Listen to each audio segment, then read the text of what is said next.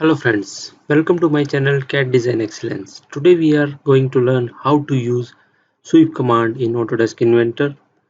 Firstly select a plane and draw a sketch. We draw a circle and dimension is 10 millimeter and finish sketch. Go to origin and select the XYZ plane and start 2D sketch again.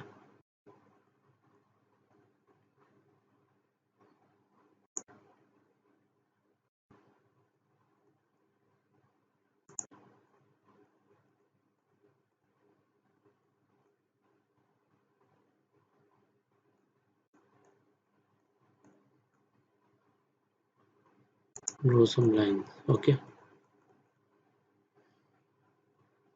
I can use fillet to round our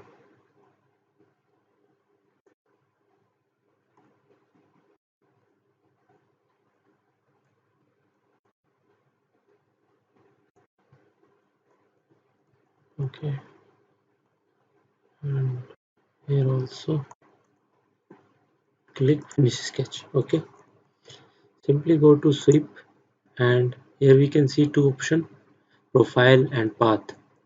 This is our profile and path. Simply click on this line. So this is our path.